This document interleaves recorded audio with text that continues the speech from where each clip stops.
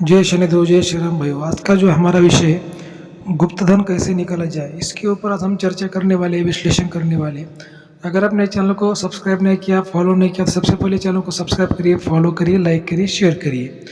देखिए भाइयों, आप सब लोग जानते हैं कि जो इंद्रजाल विद्या है, नारायणी विद्या है, अघोर विद्या है, ये हमारे खानदान में 5 पीढ़ियों से चलती आ रही है। और जो हमारे दादा गुरु थे, बहुत ही बड़े तांत्रिक विद्वान पंडित थे।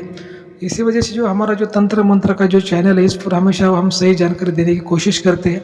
और बहुत लोगों के मुझे सवाल आते हैं कि भाई हमारे खेत में, घर में धन है, गुरुजी गुप्त धन की शक्ति संकेत देती है, तो इसको कैसे निकाला जाता है, इसको कैसे प्राप्त किया जाता है। कोई लोग बोलते क्या गुरुजी गड्ढा खोदने से धन मिलता है क्या, कोई लोग बोलते क्या जेसीबी से गड्ढा खोदना चाहिए क्या। अब उस पर हम आज वीडियो बनाने वाले हैं। वीडियो को आपको पूरा देखना है, ध्यान से देखना है, तभी आप इस बात को समझ पाओगे।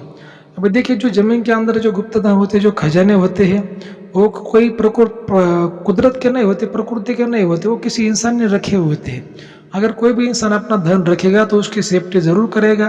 आप कहीं भी अपना धन रखिए तो उसको कोई ना कोई पासवर्ड होता है, उसको कोई ना कोई कोड होता है। वैसे ही पहले जमाने का जो गुप्त धन का जो पासवर्ड है, जो कोड है, वो जो उसका टोटका होता है, उसकी शक्ति होती है। जब तक वो गुप्त धन की शक्ति टोटका आपको पता नहीं चलता, तब तक आपका वो पासवर्ड नहीं खुल सकता। ठीक है, ये वैसी बात है भाई। देखिए कि मान लीजिए कि अभी जो धन होते हैं, जो खजाने होते हैं, वो लगभग 200 साल, 200 साल, 300 साल, 500 साल, 1000 साल भी पुराने हो सकते। पहले ज़माने में ऐसे कोई बैंक लॉकर नहीं हुआ करते थे, या फिर कागज़ के नोट भी नहीं हुआ करते थे, सोने के चांदी के सिक्के हुआ करते थे। तो डाकू का ज़माना था, ना ही कोई आर्मी थी, ना ही कोई पुलिस था। राजा महाराजों का काल था, डाकू का ज़माना था।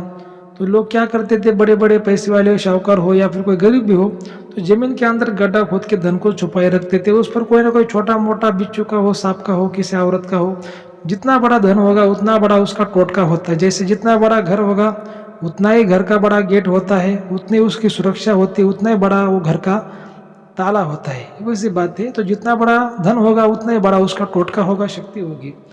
तो जैसे ही मान लीजिए किसी को ऐसी शक्ति संकेत देती है, पता चलता है किसी माध्यम के द्वारा अपने घर में धन है, ये है, वो है, तो लोगों को क्या लगता है कि भाई अगर पता भी चला इस धन का पॉइंट है, ये जगह है, तो लोग वहाँ पर खोदना चालू कर देते। देखिए, ऐसा खोदने से धन बिल्कुल भी नहीं मिलता।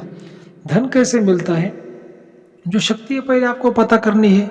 शक्ति की इच्छा क्या है, उसका पासवर्ड क्या है, उसका कोड क्या है, आपको ये पता करना है। उसका पासवर्ड यानी उसकी जो कुछ इच्छा होती है। जैसे आपके खानदान का तो धन नहीं होता, किसी और के खानदान का धन होता है, बराबर।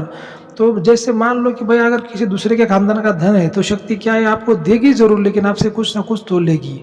क्योंकि जैसे आपकी प्रॉपर्टी आप अपने बच्चों को फ्री में दोगे, लेकिन दूसरों के बच्चों को आप फ्री में थोड़ी दोगे, आप उनसे कोई ना कोई पैसे लोगे। इच्छा होती है, वैसे आरती करनी पड़ती है। उसके बाद आपको धन के लिए वो टाइमिंग देती है, उस टाइम पर वहाँ पे गड्ढा खोद सकते हैं। ज़्यादा कोई बड़ा गड्ढा खोदने की भी जरूरत नहीं गिरती, छोटे मोटे गड्ढा खोदने से भी मिल जाता है। लेकिन इसमें इम्पोर्टेंट बात क्या है कि शक्ति की इच्छा जानना बहुत जरूरी है। अभी देखिए, आम इंसान तो इतना शक्ति से सामना नहीं कर सकते, उसकी इच्छा वो नहीं जान सकते। भले ही शक्ति उनको सपने के द्वारा संकेत देती है, रियल में संकेत देती है, भले उनको धन दिखता है, लेकिन फिर वो शक्ति का सामना, उसके संकेत पूरी तरह से समझ नहीं पाते।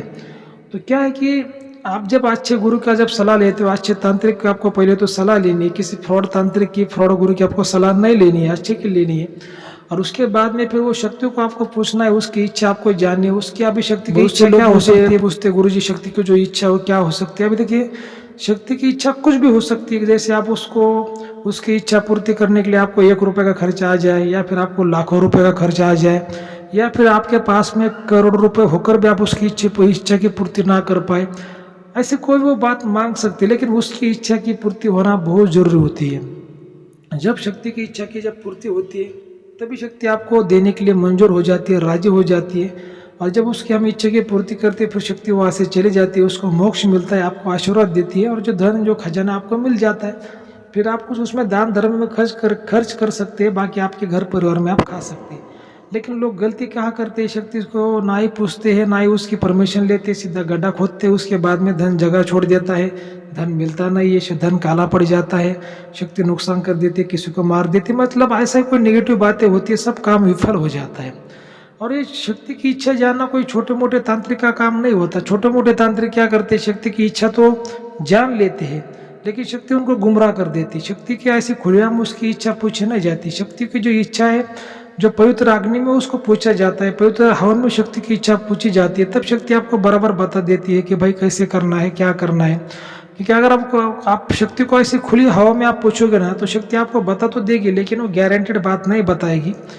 और जब वो पवित्र अग्नि में जब शक्ति आती है तो जलकर वो पवित्र हो जाती है, और विधि विधान से उसको इच्छा पूछी जाती है, तब आपको इच्छा बता देती है। तब आपको फिर शक्ति को वचन देना कि इतने दिन के अंदर मैं तेरी इच्छा पूर्ति कर दूंगा, आप जो भी है मेरे को काम करने का टाइम दो। तब शक्ति आपको टाइम देती है, उस टाइम पर वो काम करना पड़ता है। मतलब ये इंद्रजाल विद्या की आवर विद्या की प्रोसेस है। बहुत जो कुछ तांत्रिक होते नहीं जानते, वो क्या कर देते कि भाई वो कुछ मिस्टेक कर देते, नुकसान कर देते हैं, और जो हाथ में जो आया हुआ काम वो विफल हो जाता है, किसी का नुकसान हो जाता है, कोई व्यक्ति मर जाता है, ऐसी बातें होती है। लेकिन क्या है कि देखिए, ऐसे जो आज का जो ज़माना है भाई, वो कभी कभी क्या होता है, कोई छलावा भी होता है, कई कई धन नहीं भी होते, कोई तांत्रिक शक्तियाँ भी होती है। तो ऐसे लोगों को क्या लगता है कभी कभी, भाई मेरे घर में धन है, तो वहाँ पर देखने के बाद पता चलता है कि भाई यहाँ पर तो कुछ भी नहीं है, कोई साया है, कोई निगेटिव शक्ति है। कभी कभी ऐसा भी होता है। देखिए क्या होता है ना कि इसमें बहुत से राज होते हैं, बहुत सी बातें होती है। ऐसा ना ही मैं आपको 2-4 मिनट में समझा सकता हूँ और आप ना ही समझ सकते हैं। लेकिन जो आज का हमारा जो विषय था कि धन को निकालने के लिए क्या गड्ढा खोदने की ज़रूरत होती है क्या, तो भाई वो सबसे पहले गड्ढा खोदने की बिल्कुल ज़रूरत नहीं होती, क्योंकि गड्ढा खोदने से धन नहीं मिलता। शक्ति की इच्छा जानना बहुत ज़रूरी होता है। जब तक आप शक्ति की इच्छा नहीं जानते, उसकी इच्छा पूर्ति नहीं करते, तब तक आप गड्ढा खोदने से कोई मतलब नहीं होता। इसके लिए आपको पहले तो अच्छे गुरु की सलाह लेनी है, अच्छे पंडित तांत्रिक की सलाह लेनी है, तभी आप आगे उसी बातों को कर सकते हैं। लेकिन हमारे चैनल का ये भी मकसद है, ये भी संदेश है भाई, वो कभी भी कानून के खिलाफ, कभी भी धर्म के खिलाफ कोई भी काम आप मत करिए, फिर बाकी आपकी मर्जी। ठीक है, तो ये ऐसी बातें होती है भाई। वो जो धन के काम होते हैं, जो गुप्त धन के जो राज होते हैं, जो खजाने के जो राज होते हैं, कोई इतने आसान नहीं होते।